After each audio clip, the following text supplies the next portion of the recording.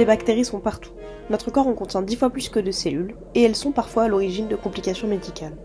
Pour lutter contre les bactéries, nous disposons d'une arme de taille, les antibiotiques. La mauvaise utilisation ou l'abus d'antibiotiques peut mener à l'émergence de populations bactériennes insensibles à l'antibiotique. On dit qu'elles sont résistantes. Concrètement, cette résistance se déroule à l'échelle moléculaire. La molécule d'antibiotique est neutralisée par une protéine produite par la bactérie. Cette protéine découle directement de la traduction et de la transcription d'un gène. C'est là le terrain de jeu de la résistance bactérienne, l'ADN bactérien. Pour mieux comprendre comment lutter contre l'émergence de souches résistantes, on peut s'intéresser à la façon dont la dite résistance apparaît. C'est ce sur quoi nous avons travaillé, comprendre comment la résistance apparaît et comment elle est gérée par le métabolisme bactérien. Pour ça, nous disposons de deux souches de E. coli, bactéries modèles en biologie, une souche de E. coli wild type et une souche de Deltamar R, qui est une bactérie ayant subi des modifications génétiques. On s'intéresse à la résistance de ces bactéries face à l'antibiotique ciprofloxacine. Au niveau génétique, deux entités contrôlent la résistance face à la ciprofloxacine. Un gène qui engendre directement de multiples mécanismes de résistance, dont la résistance à l'antibiotique ciprofloxacine, et un opéron, l'opéron MARERAB, qui régule l'expression du gène de résistance. L'opéron MARERAB est constitué de trois gènes, R, A et B. Le gène A code une protéine facteur de transcription qui a deux effets. D'une part, la protéine A booste la transcription du gène de résistance à la ciprofloxacine, et d'autre part, elle auto-booste la transcription de l'opéron MARERAB lui-même. Le gène R, quant à lui, code une protéine qui inhibe la transcription de l'opéron lui-même, et donc freine la production de la protéine A, et in fine, freine la transcription du gène de résistance. Les E. coli Deltamar R sont des bactéries pour lesquelles le gène R a été knock-out, c'est-à-dire que ce gène a été supprimé de la bactérie. Il n'y a donc plus de boucle de rétrocontrôle négatif sur la transcription de l'opéron MARERAB, qui surproduit la protéine A et donc surtranscrit le gène de résistance à la ciprofloxacine.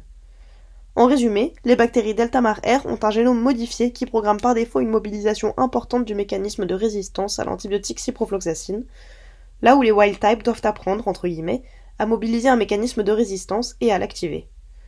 La question qui a été le fil directeur de notre PSE est la suivante. Inné chez Deltamar R ou acquise chez wild type, quelle est la résistance la plus efficace ? Afin de pouvoir répondre à cette problématique, nous nous sommes basés sur un article de la Harvard Medical School. En théorie, nous voulions créer un pad d'agar avec deux voies de culture, une pour wild type et une pour Deltamar R, chacune des voies contenant un gradient d'antibiotique. Nous voulions filmer ce pad sur de longues périodes, typiquement 4 à 5 jours, afin d'étudier si et comment les différentes bactéries allaient réussir à traverser le pad. La pratique fut un peu plus complexe. Partant de rien, nous avons construit d'abord notre boîte de pétri géante sur mesure dans l'atelier. Afin de filmer sur plusieurs jours, nous avons utilisé une caméra et un logiciel d'acquisition adapté. Nous avons aussi utilisé comme couvercle pour le pad une boîte en plexiglas et avons englobé le setup complet dans une grande boîte en carton. Ça nous a permis d'isoler l'ensemble de notre montage de l'extérieur et donc de contrôler la luminosité. Nous avons ensuite rajouté une pompe à chaleur afin de pouvoir contrôler la température. Un des grands enjeux dans la mise en œuvre d'expériences en biologie est de conserver un milieu stérile et d'éviter toute contamination. En pratique, ça a été compliqué. Bref, nous avons navigué de problème en problème jusqu'à finalement aboutir à un protocole expérimental fonctionnel. L'expérience que nous avons reproduite une quinzaine de fois suit un protocole rythmé. Les bactéries étaient mises en culture plusieurs heures en parallèle de quoi nous coulions le pad. Les bactéries se développent dans des couches d'agar plus ou moins dures contenant du LB, ce qui constitue un milieu nutritif. Afin de réaliser le gradient d'antibiotiques, nous avons adopté un système de 3 couches d'agar. La première couche, un agar dur noissu au charbon à concentration croissante en antibiotiques, est coulé entre les intercalaires de notre pad, ce qui permet donc le gradient antibiotique. La deuxième couche, à nouveau un agar dur et noir, est bien plus fine et sans antibiotiques, sert juste à aplanir la surface inhomogène à cause des intercalaires. La troisième couche, enfin, un agar mou cette fois-ci et sans charbon, permet aux bactéries de se déplacer librement.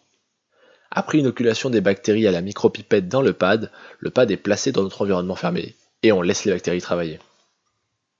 Un premier résultat intéressant, pour lequel l'enregistrement vidéo a malheureusement raté, est une expérience témoin dans laquelle nous avons mis dans une voie des E. coli wild type sans gradient d'antibiotiques, et dans l'autre voie les mêmes bactéries avec un gradient. Cette expérience, étant une des premières que l'on a réalisées, a malheureusement été contaminée. Mais cela a permis d'observer un phénomène intéressant, une compétition interspécifique entre champignons et bactéries du côté du gradient. Du côté sans antibiotiques, les bactéries ont entièrement colonisé le pad.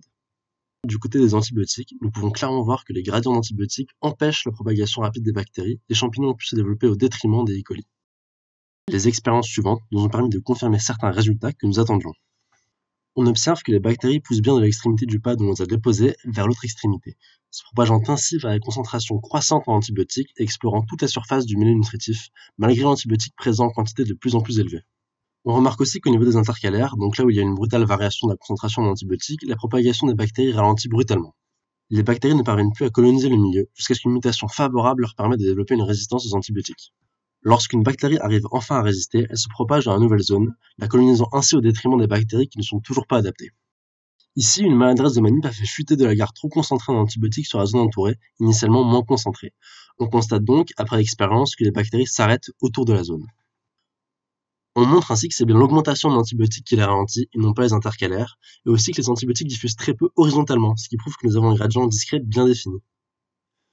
Pour finir, on a prélevé des bactéries arrivées à différents niveaux du pad. Zone A, zone B, zone C, qu'on a ensuite repiquées sur des boîtes de pétri à différentes concentrations en antibiotiques. On constate que les bactéries arrivées plus loin sur le pad sont bien plus résistantes que celles du début, et se développent donc plus facilement en présence d'antibiotiques. Après ces quelques résultats préliminaires, on s'est intéressé à la comparaison des souches Deltamar R et Wild-type. Quelle souche se propage le plus vite? Celle qui dispose d'une résistance génétiquement programmée très développée mais constamment énergivore, Deltamar R, ou celle qui doit apprendre à résister. Une comparaison qualitative des expériences nous permet tout d'abord de voir que le plus souvent, Deltamar R progresse moins vite sur le début du pad que Wild-type. De plus, une étude un peu plus quantitative de mesure de DO, qui nous permet de suivre le nombre relatif de bactéries au cours du temps dans les différentes cultures, nous permet de voir que Wild-type, en absence d'antibiotiques, se développe plus rapidement que Deltamar R, indiquant ainsi que la résistance des Deltamar R engendre une dépense énergétique inutile. Le métabolisme de la bactérie est mobilisé par cette surrésistance, au détriment d'une reproduction plus intensive. On peut donc supposer qu'en l'absence d'antibiotiques, leur résistance devient un désavantage par rapport au wild-type. Pour tester notre hypothèse, on a procédé à une analyse quantitative des vitesses des colonies en fonction de la zone du pad sur laquelle elles se trouvent, en moyennant sur les 4 expériences qui ont le mieux marché. On remarque qu'en l'absence d'antibiotiques, les wild-type ont une vitesse de progression plus élevée que les Deltamar R, mais que cette tendance s'inverse juste avant l'arrivée au niveau du second intercalaire, ce qui correspond à une concentration en ciprofloxacine d'environ 5 × 10-8 grammes par millilitre. Les Deltamar R prennent alors l'avantage qu'elles garderont jusqu'à la fin. Enfin, sur plusieurs vidéos et à plusieurs endroits, on a observé des phénomènes assez étranges à première vue, comme des tourbillons ou des mouvements très chaotiques. Après analyse vidéo, on a trouvé que ces mouvements étaient de l'ordre du micromètre par seconde, ce qui nous fit penser que c'était des mouvements collectifs de bactéries. Ces mouvements, qui n'apparaissent que lorsqu'il n'y a plus suffisamment d'espace ou de ressources pour se diviser, peuvent témoigner d'un schéma classique en biologie, l'existence d'un compromis énergivore à trouver. C'est la tendance que prennent aussi les résultats que nous avons concernant le duel Wild-type versus Deltamar R. Selon les circonstances, la mobilisation métabolique des ressources de la bactérie n'est pas la même, et une bactérie ultra-résistante peut être moins favorisée qu'une bactérie lambda. C'est la dernière question que nous aurions voulu aborder. Que se serait-il passé si Wild-type et Deltamar R avaient poussé sur la même voie de culture ?